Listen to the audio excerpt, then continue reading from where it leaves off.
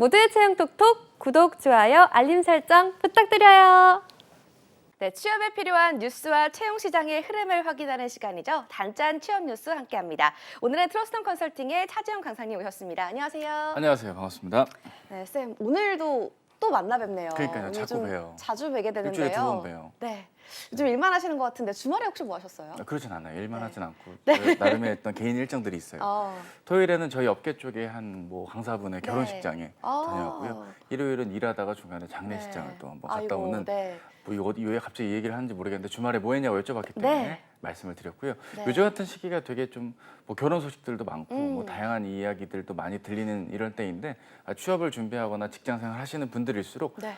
본인의 업무와 과제에 더 매진하시는 그런 기간이 되었으면 좋겠습니다. 네, 알겠습니다. 차쌤과 함께하는 단짠 취업 뉴스 본격적으로 시작을 해볼 텐데요. 오늘 차쌤이 선택한 첫 번째 취업 기사부터 만나보도록 할게요.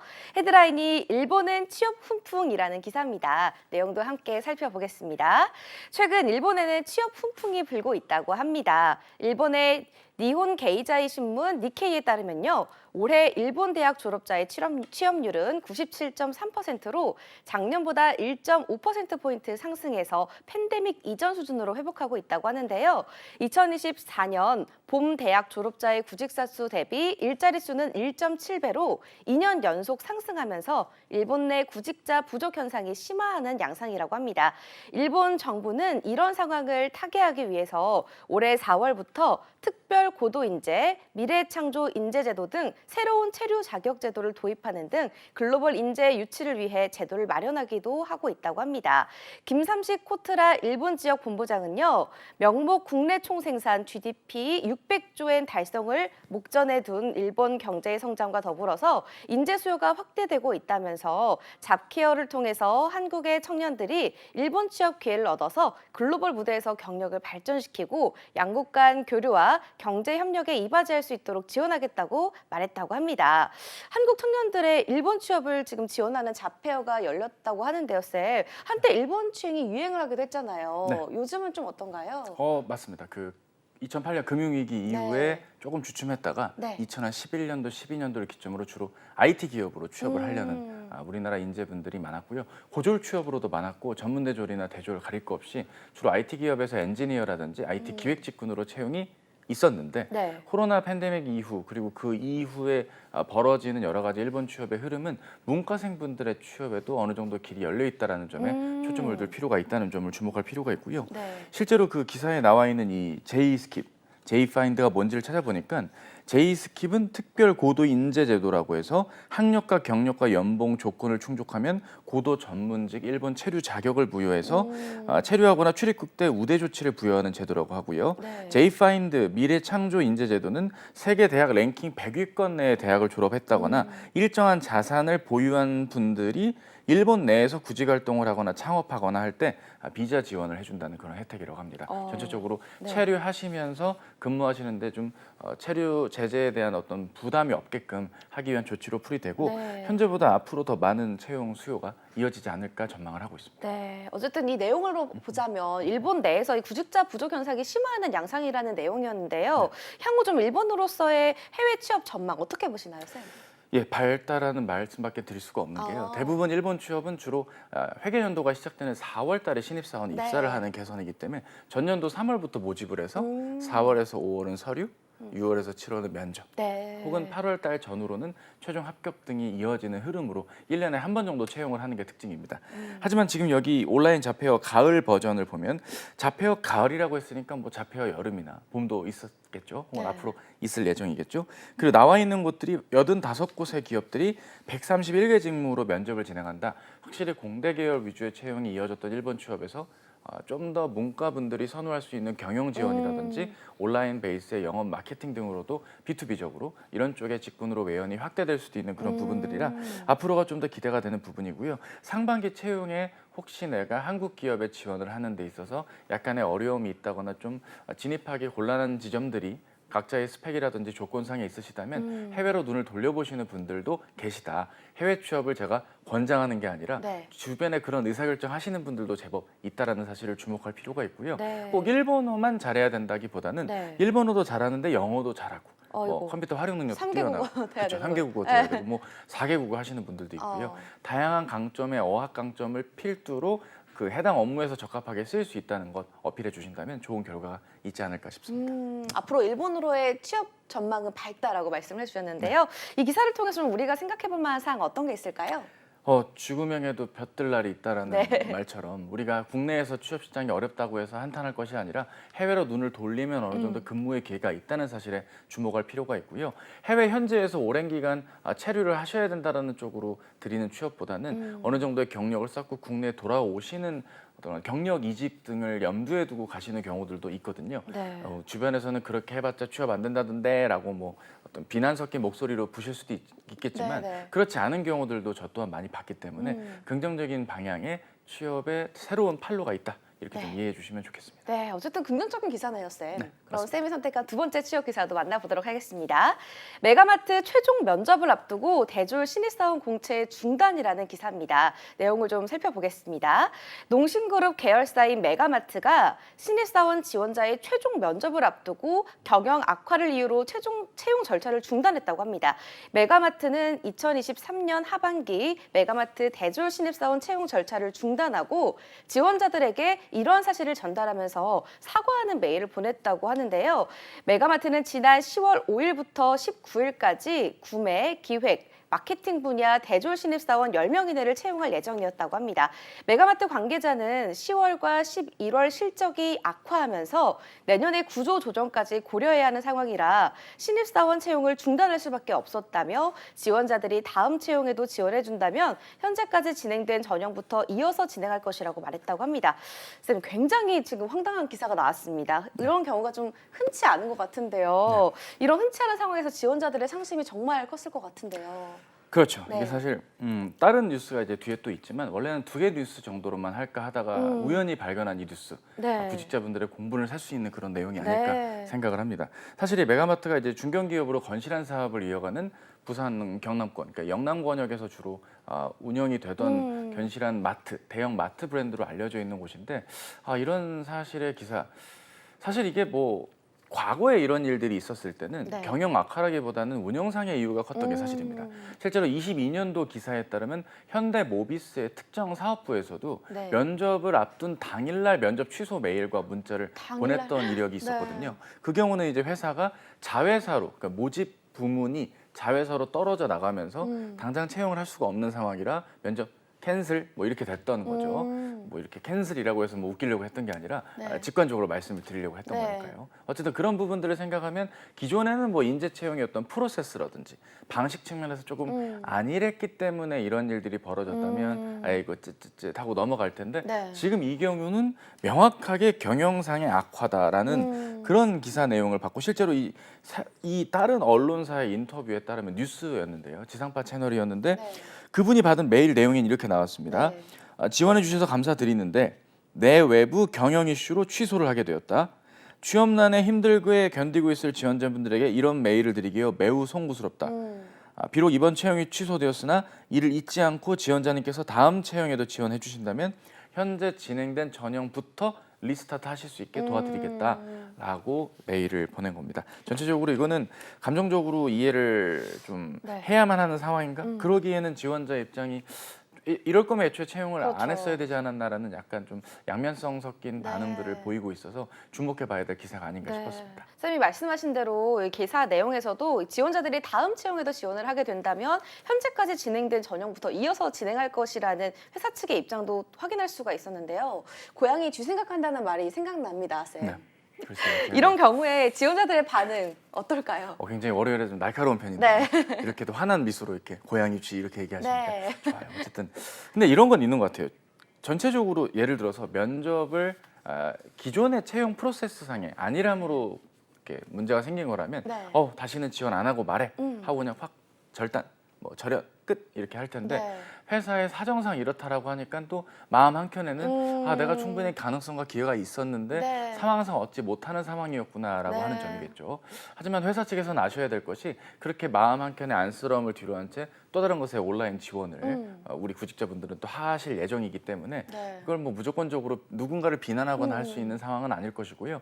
다만 구직자분들 중에는 이런 상황에 놓여서 특히 이 사건의 당사자가 되신 면접에 취소당하신 분들께는 위로의 말씀과 함께 뭐 이 회사도 회사지만 다른 더 좋은 기회들이 있다라는 걸 또 이런 외부적인 이유 때문에 또 기회가 잡히신 거니까 물론 쉽지 않은 선택이실 수 있겠지만 네. 지원하실 수 있는 외연을 넓혀간다는 마음으로 네. 지원을 좀 감정적으로 대응하거나 멈추지 않고 이어가시는 노력이 좀 무엇보다 필요하지 않을까 네. 생각을 하고 회사 입장에서도 뭐 제가 회사에다가 이래라 저래라 할 입장은 아니지만 네. 채용을 계획할 때부터 아예 채용을 아예 진행을 안 하셨어도 됐을 부분도 그러니까요. 있고요. 네. 채용 전제 인턴으로 전환을 했어도 일정 부분 정규직 고용에 대한 부담이 좀 더실 수도 있을 텐데 네. 이런 결정이 오죽 그랬으면 그랬냐 하는 마음까지도 들면서 네. 좀 복잡한 마음 담아보게 됩니다. 네, 취준생들 입장에선 굉장히 상심이 컸을 것 같지만 너무 낙담하지 않고 그대로 쭉 이어가는 마음가짐이 필요할 것 같습니다. 이 기사를 통해서 좀 우리가 생각해볼 만한 사항은 어떤 게 있을까요? 인력 계획을 하는 담당자의 입장 그리고 네. 지원자 입장으로 나눠서 봐야 되는데요. 인력 계획을 대개는 이제 작년도, 그러니까 다음 연도 채용 계획을 전년도에 하는 경우들이 일반적입니다. 아마 지금 시기쯤이면 많은 기업들이 채용의 인력 계획이 끝났을 텐데요.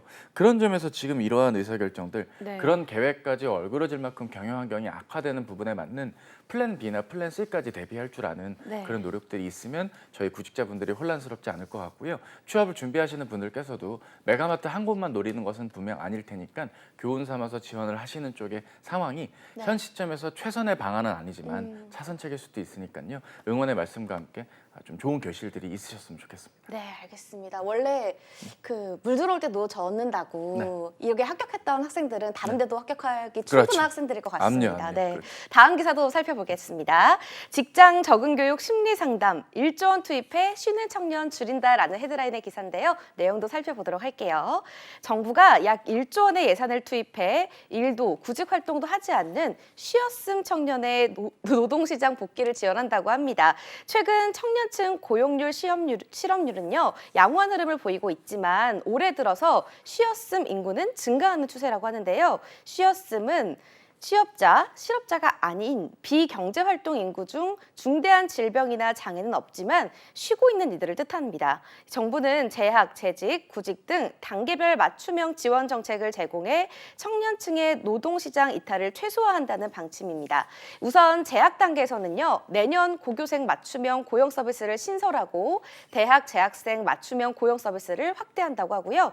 민간, 정부, 공공기관에서 일할 기회를 7만 4천 명에게 확대 제공하고 신기술 인재 양성 사업인 K-디지털 트레이닝 등 기업 수요 기반의 첨단 인재 교육도 강화한다고 합니다. 취업한 청년을 상대로는요, 44억 원을 투입해서 초기 직장 적응을 돕는 온보딩 프로그램을 신설하기로 했고요. 워라밸을 위해서 시차 선택근무 관리 시스템 구축 등 인프라 지원도 확대한다고 합니다. 초기 단계 쉬었음 청년의 구직 단념을 예방하기 위해서 청년 성장 프로젝트도 내년 도입된다고 합니다. 또 니트 청년의 구직 의욕을 높이기 위해서 청년 도전 지원 사업 지원 인원을 1,000명 늘리고 구직 노력에 따른 인센티브를 강화하기로 했다고 합니다. 또 고립 은둔 청년에게는 마음 회복, 관계 형성 등 맞춤형 프로그램이 지원됩니다. 아무래도 좀 어렵게 취업하고도 1년 내에 퇴직하는 신입사원이 많다는 얘기가 저희가 있었잖아요. 네. 구체적인 방안이 나왔다고 봐도 될까요?